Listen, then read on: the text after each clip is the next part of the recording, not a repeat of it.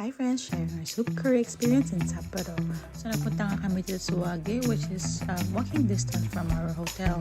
It's also a 5-minute walk from Susukino Station. Nasa second floor yung restaurant and we saw this note the first floor. Wala makulit basta nasa second floor sila. Around 3 p.m. na nung dumating kami. Medyo marami pa rin tao and we had to wait for another 15 minutes. Pero inabutan na kami ng menu and what's good is English menu is available. So nakapag-decide na kami what to order even before going inside. So when ordering, mayroong mga steps. First is choose your curry.